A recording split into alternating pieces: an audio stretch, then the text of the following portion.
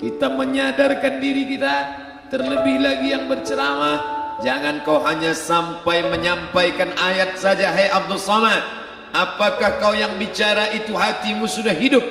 Senantiasa merasakan diri, aku orang paling hina, aku orang paling kotor, ditempelkan kening ke lantai di tempat yang diinjak tapak kaki, mengatakan bahwa aku bukan siapa-siapa. Ketika engkau merasa dirimu tinggi di atas, kau bukan apa-apa, karena yang paling tinggi di badanmu pun kau tempelkan.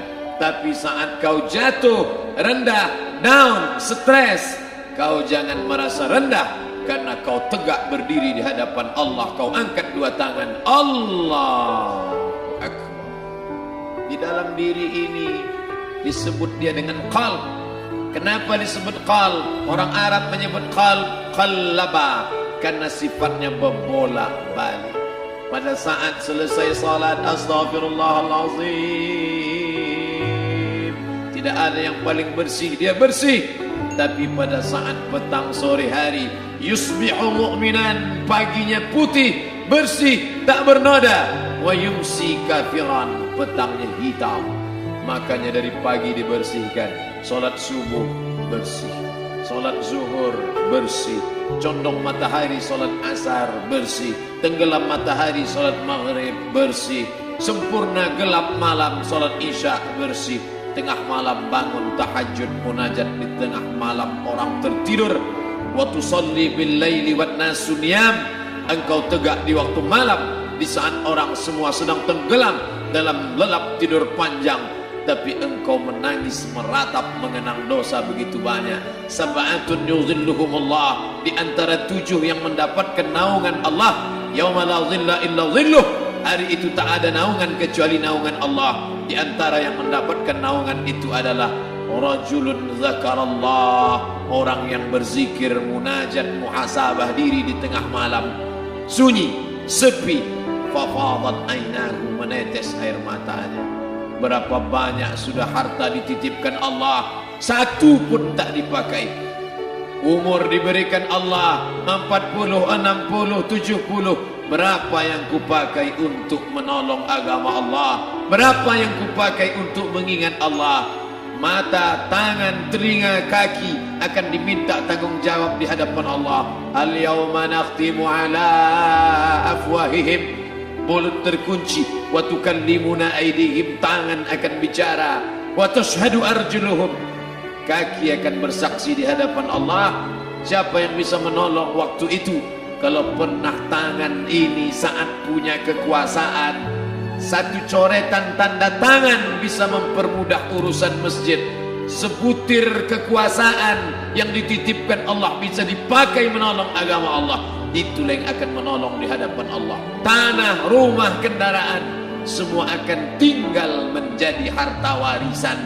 Lalu yang kita bawa mati apa? Dulu dibangga-banggakan, dihormati, dimuliakan. Yang kami muliakan Al-Mukarram, Al-Ustadz. Tapi pada saat tiba masanya, yang kita bawa tak lain tak bukan, innallaha la yanzuru ila ajsamikum, Allah tak menengok badan, fisik, bentuk tubuh, baju, ini sampulnya saja. Wala ila suwarikum, Allah tak menengok rupa, wajah. Walakin yanzuru ila qulub, hati kamu yang bersih itulah yang kau bawa menghadap Allah Subhanahu wa taala. Yauma la yanfa'u malun, harta tak berguna, wala banun, anak tak bisa menolong. Harta tak berguna, anak tak mampu menolong. Illa man atallah, kecuali orang yang datang menghadap Allah biqalbin salim, dengan hati yang bersih, hati yang tulus, hati yang memercikkan cahaya iman, hati yang bersih dari hasad, busuk hati, sum'ah, riya, takabbur. Itulah yang menolong di hadapan Allah Subhanahu wa taala. Apa kata Allah?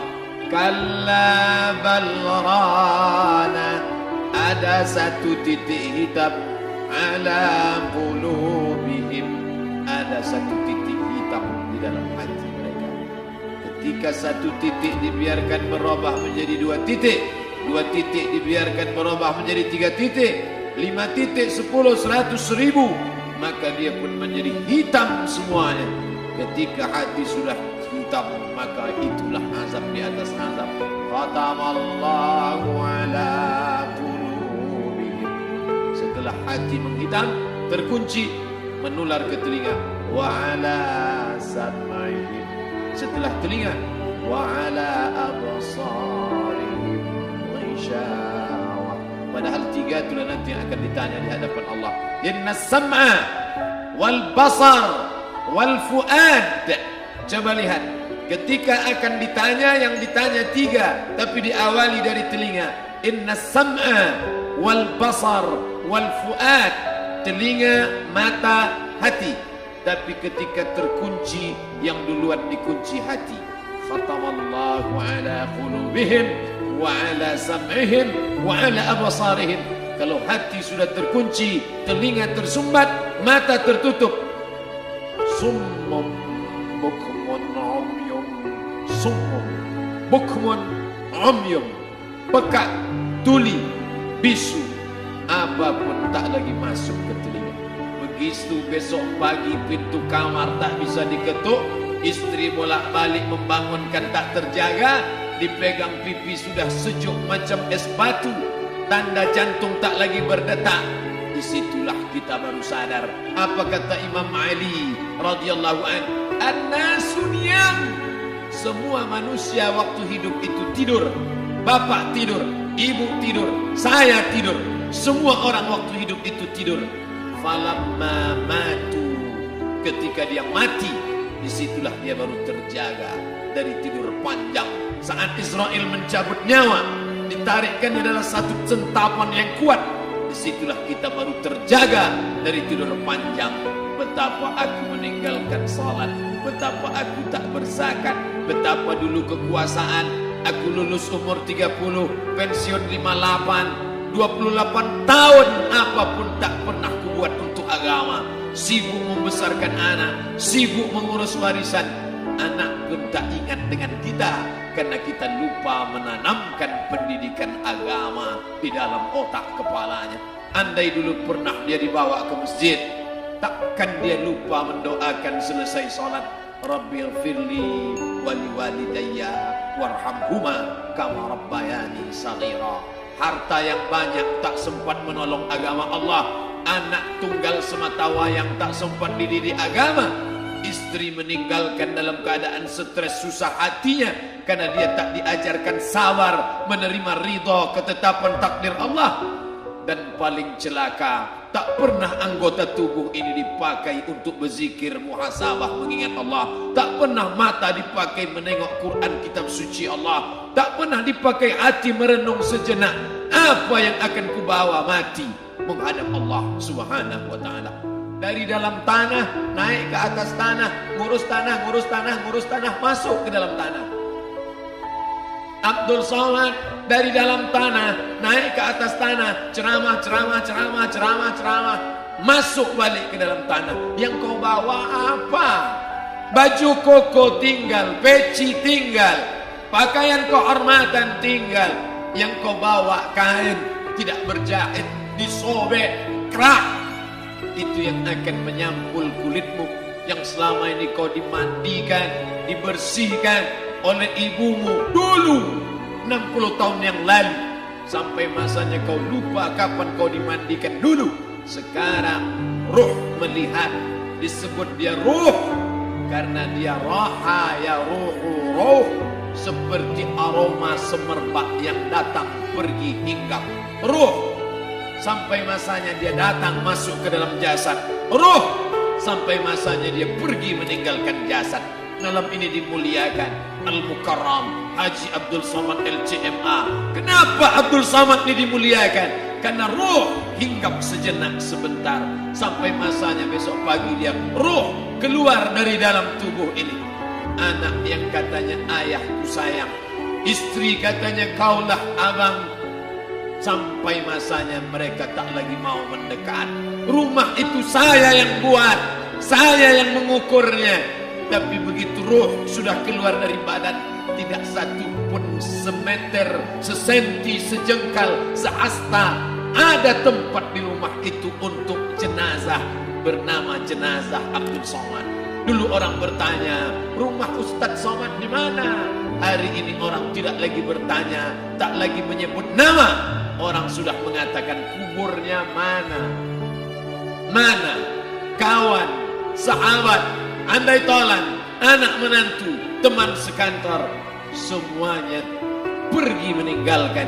Yang tetap dibawa, kalau pernah kaki melangkah sholat berjamaah di masjid, kalau pernah tangan mengusap kepala anak yatim, kalau pernah tangan mengucap subhanallah.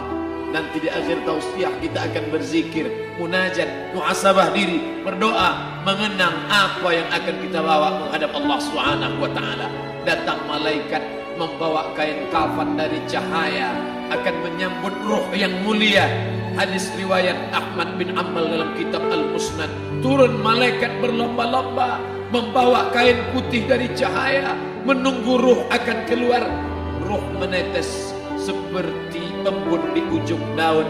Daun tidak bergoyang, ranting tidak patah. Ruh menetes pelan turun ke dalam kain kafan, dibawa malaikat ke pintu langit. Tak sabar mereka menyambut. Inikah dia yang selama ini berjamaah? Inikah yang dulu ketika dititipkan kekuasaan menolong agama Allah? Kam min masyhurin fil ardi walam yakun ma'rufan fis sama. Berapa banyak yang masyhur terkenal di bumi, malaikat tak mengenal dia. Ini roh siapa? Tapi ini bukan LCMA, dia bukan ustaz, dia bukan ulama, tapi imannya dalam. Kekuasaan dipakai menolong agama Allah. Ruhnya keluar di bawah. Semua malaikat mengucapkan salam. Inilah orang yang selama ini kami tunggu-tunggu. Catatannya sudah lama. Setiap pagi petang malaikat subuh membawa catatan namanya, malaikat malam membawa catatan namanya. Kami merindukannya. Begitu orang-orang yang masyhur di langit tapi tak dikenal makhluk bumi. Tapi ada sebaliknya, yang rohnya disentapkan, ditarik malaikat dengan begitu tarikan yang sangat kuat. Nabi bertanya saat Isra Mi'raj kepada mereka yang sudah mati ribuan tahun yang lalu, apa yang kalian rasakan? Yang satu mengatakan seperti tebasan pedang di tempat yang sama beratus kali. Yang satu mengatakan seperti kambing yang dikuliti hidup-hidup.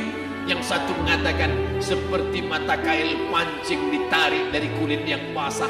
Maka kita berdoa setiap selesai salat, Allahumma hawwin alaina, ringankan kami ya Allah, fi sakaratil maut, di saat sakaratul maut yang amat sangat menyakitkan itu. Dan mereka yang pergi tak pernah kembali, mereka yang mati tak pernah bercerita kecuali hanya kepada Sayyidina wa Maulana Muhammad sallallahu alaihi wasallam. Di saat malam pertama di tempat yang gelap, yang pertama kali membusuk adalah mata, karena dia berisi cairan. Cairan ini mengering, busuk dan berlubang. Lalu kemudian usus sebulan di dalam tanah, mulai dia menggelembung masuk angin dan dia meletus pecah. Cacing-cacing tanah mulai datang menggerogoti, memakan. Habis semuanya, tinggal tulang-tulang yang memutih dimakan oleh tanah. Siap tak siap, suka tak suka, kau akan didatangkan. Apa yang akan ditanya oleh Allah? Perbuatanmu, amalmu. Faman ya'mal mithqala dzarratin khairan yarah. Sebesar biji sawi, sebesar ujung rambut, kau aniaya orang, kau makan titik peluh keringatnya. U'tul ajira ajrahu, berikan upah pekerjaanmu, gaji tukang panenmu, gaji tukang cuci setrikamu. Kau makan, kau tahan 3 bulan. Dia tak menuntut, dia senyum. Dia hanya mampu mengadu kepada Allah. Tapi titik peluhnya yang keringatnya, air matanya akan kau balas di hadapan Allah Subhanahu wa taala. Di saat itu tak ada siapa bisa menolong. Hari ini uangmu banyak, kau bayar pengacara handal 1 jam 100 juta, bebas tanpa syarat. Tapi di hadapan Allah semua akan bersaksi.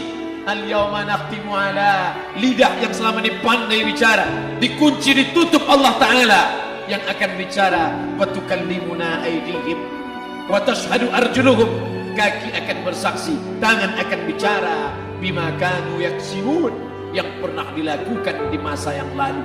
Mata melihat seolah-olah nyata perbuatan itu pernah dilakukan dulu.